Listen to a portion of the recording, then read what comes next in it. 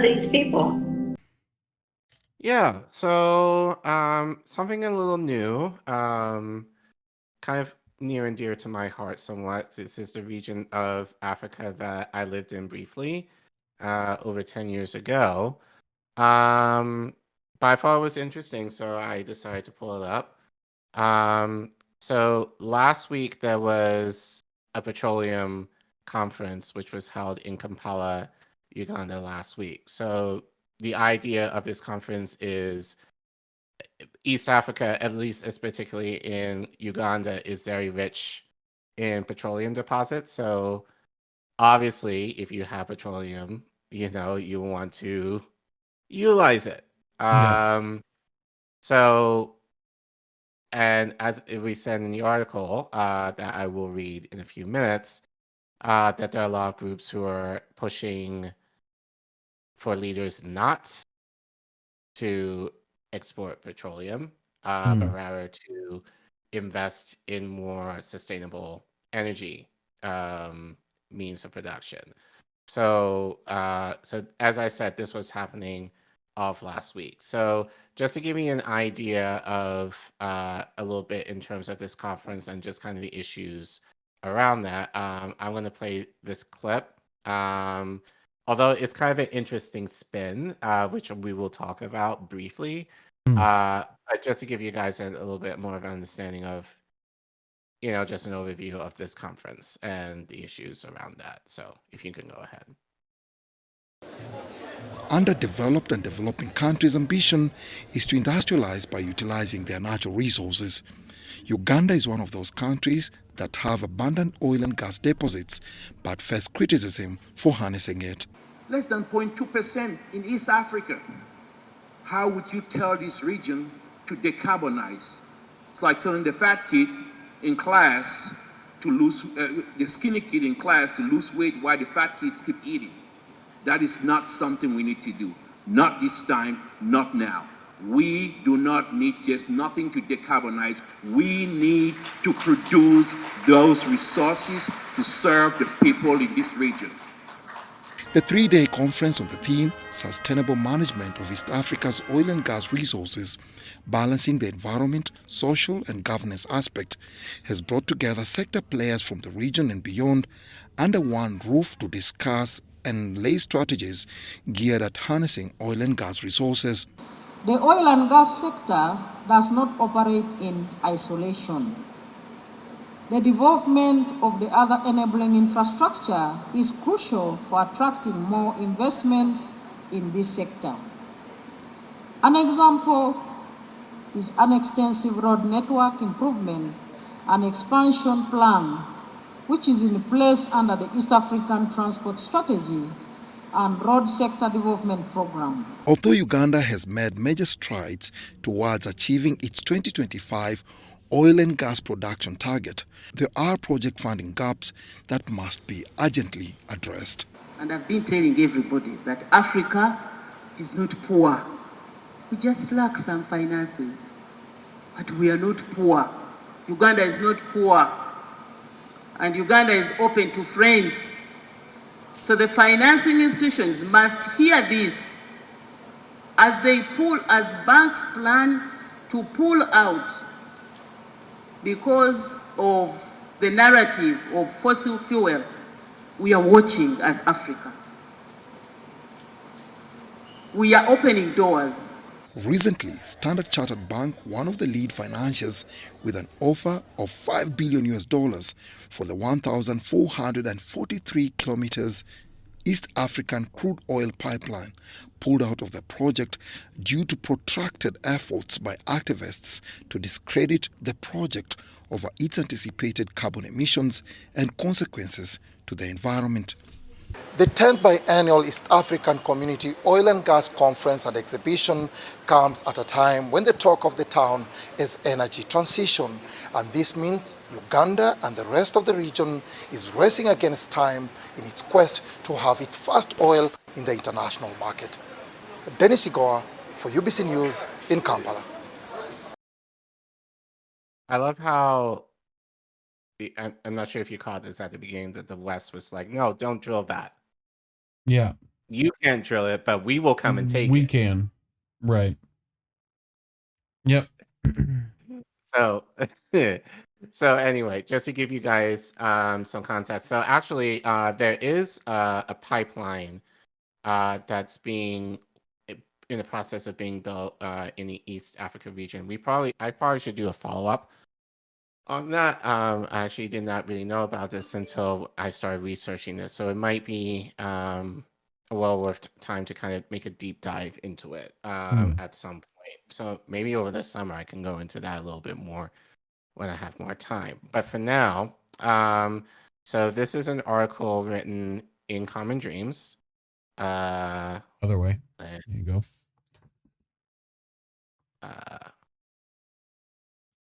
Here. Written by Kenny Standstill. And he writes, East African groups urge policymakers to ditch fossil fuels for renewables. The further development of oil, gas, and coal should have no space in African countries, said a new letter. We need to shift to clean energy projects that are people-centered and would benefit local communities first and foremost. So Kenny writes, more than 3 dozen progressive advocacy groups implore East African leaders this week to stop funding fossil fuel projects and instead wrap up investment in renewable energy production and other green economic initiatives. The promotion and or further development of oil, gas, and coal, can you zoom out, please? Yeah. Should have no space in African countries, says a new open letter of 41 East African civil society organizations to the region's head of state. We need to shift to clean energy projects that are people-centered and would benefit local communities first and foremost. We need to promote approaches that strengthen energy access and land rights for all Africans while ensuring the protection of nature and our common goods. The letter came amid the 10th East African Petroleum Conference and Exhibition. The theme of the 3-day summit held in Tuesday through Thursday in Kampala, Uganda, was East Africa as a hub for investment in exploration and exploitation of petroleum resources for sustainable energy and social economic development. Instead of seeming doubling down on fossil fuels, we urge East African leaders to prioritize the adoption of safe and sustainable renewable energy.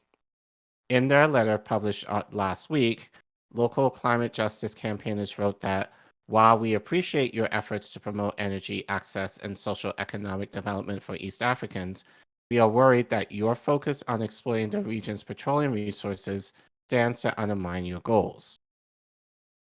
Signatories drew attention to the connections between fossil fuel extraction on the one hand and ecological disasters, violent conflicts, and increased impoverishment and unemployment in affected territories on the other.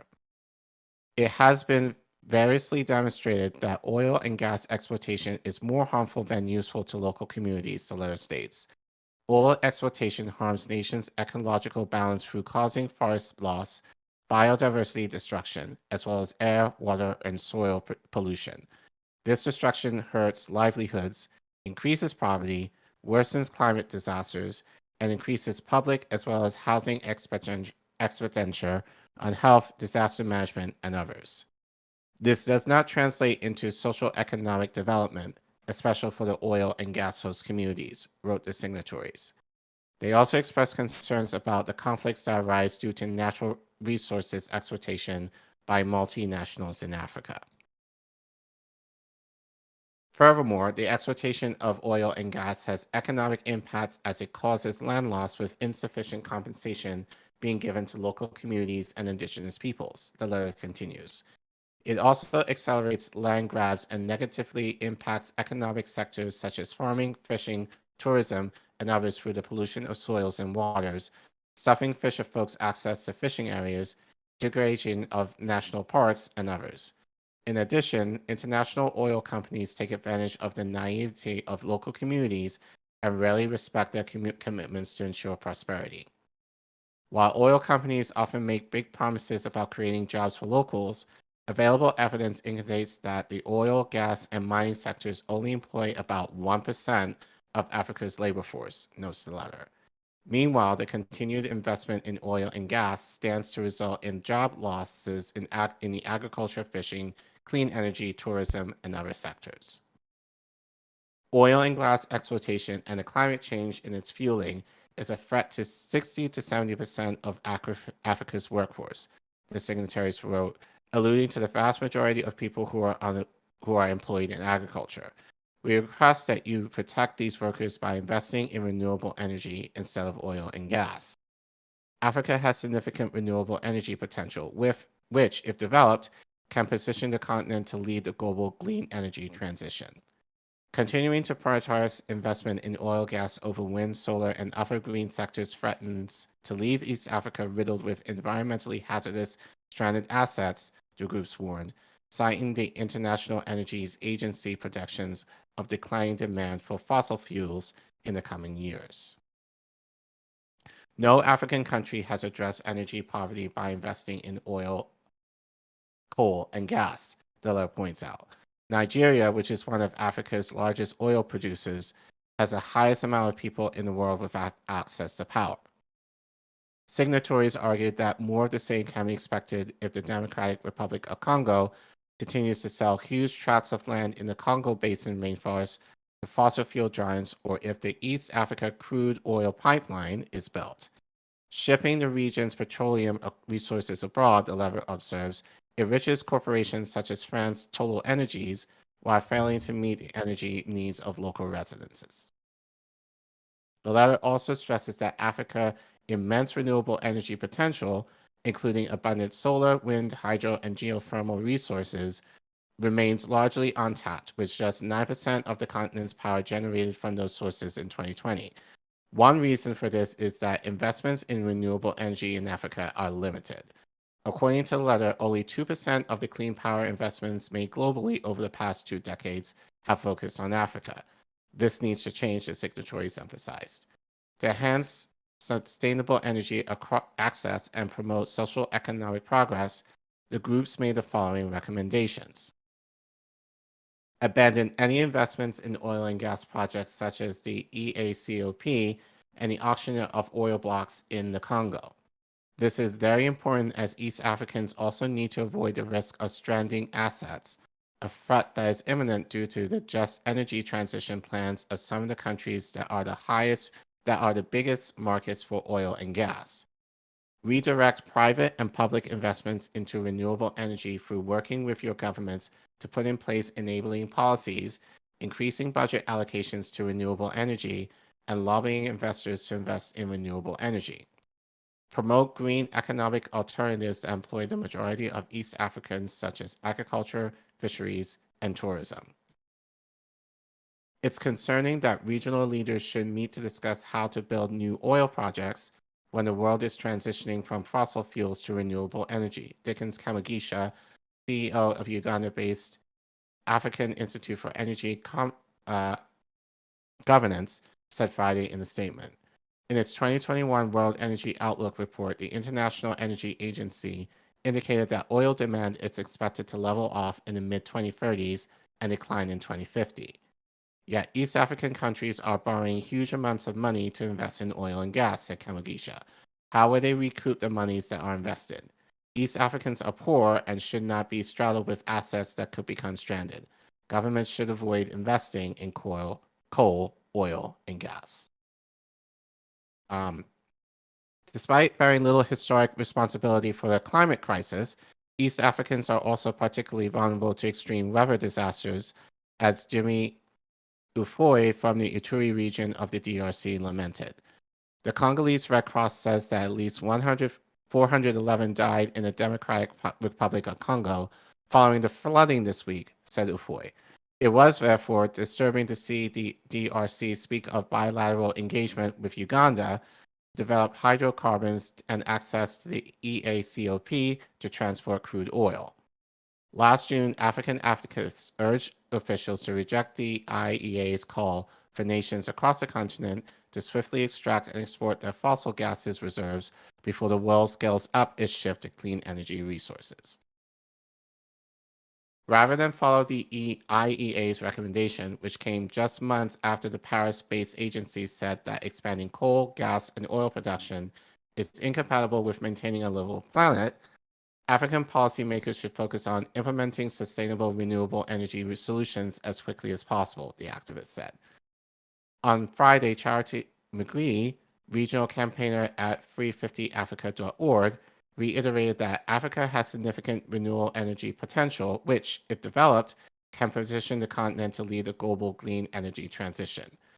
Instead of seemingly doubling down on fossil fuels, we urge East African leaders to prioritize the adoption of safe and sustainable renewable energy. McGee.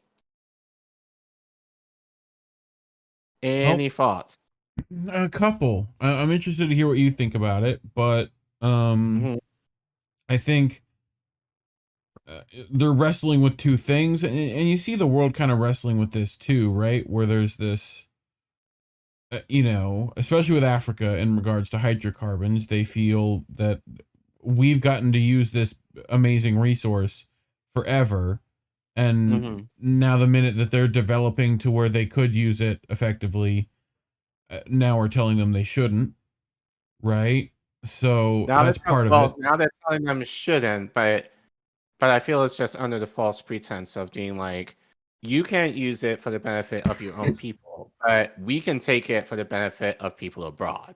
Yeah. See, and this is kind of where I go into in terms of, this is why I'm very careful in terms of like people saying that China has this altruistic view in terms of developing, these countries in particular, because they know like the resources that are there, and China having access. Well, the reality is China would need to use some of their resources in order to build the infrastructure that's there. Right. But they get to benefit financially with whatever infrastructure is being created in these countries. So it's not necessarily, and it makes sense, but I would argue whether if it's really, to the benefit of Africans, even though they do get nice things. Yeah. But, as the article says, like the short term, result of the infrastructure doesn't necessarily equate to the long-term disasters that are on the pipeline, especially since Africa may not be able to kind of switch from well, that's the thing, is that energy within the next 3 decades. They're trying to make the claim that the fossil fuels aren't going to give you a return on your investment. Like you Right. may find that your stores aren't what you need them to be, right? And B, you may get a better bang for your buck switching to putting that same effort and into renewable infrastructure. So I'd love to see them do that effectively. But the issue is, and I'm very interested to see if we can get Kenny on to maybe talk about this a little more, or somebody else who has a little bit more information than me. But my guess is, this is just a theory, but I don't think I'm too far off the mark on this. The resources aren't necessarily there to develop the renewable energy outlook that they need to have, because the education and the tact in order to implement that. Yeah, I mean, the thing is that they're borrowing money. They're borrowing money either way. Right. Well, I'm not even talking about borrowing money. I'm talking about the idea of like, Africans being able to get the education and the know-how in order to help develop that technology. Like, my guess is it's not there, or very sparse, that depending where you live, I would imagine for many people who are looking to get into that will have to go abroad in order to get that know-how. And that in itself is very expensive. It's very difficult to, I know for Uganda, it's very difficult to get a visa in order to leave the country for a prolonged period. You basically have to prove why, like you have to leave, which can take years. Yeah. And then you have to have basically a sponsor in wherever you're going to kind of vouch for you in order to be there. but you have to also have to show that you're willing to return. So, so I kind of fault governments on this in a way of, I think this is kind of the government's excuse, as Kenny was saying in the article, like, look, we have this resource, we need to develop it, we need it now. It's a way to kind of support our countries, especially given the East African Federation is growing. It's a way to kind of keep trade within that federation, which makes a lot of sense. Yeah. But where's that money know, ultimately going? So like that's the and thing. then especially, like what Kenny stated is that they're looking to trade. So where they're going to trade to, more likely Europe. Here's what I think they should do. They should get together and make it a music park. They're going to partner with Disney. They're going to just call it Wakanda, and make loads of money, So Right. I say they just do that on tourists, and then we'll be all right. Right. But along with the money, the question is, where's that money going to? Because it's not necessarily going to the laborers there. If anything, it will work to their detriment.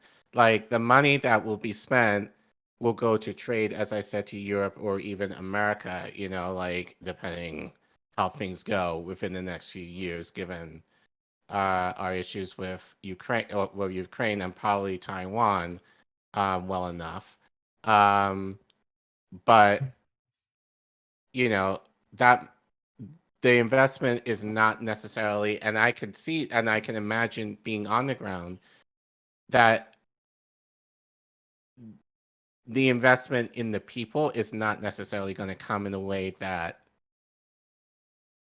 the illusion of it will, according to people who are saying otherwise. Like, oh, this will benefit our countries, therefore it will benefit you.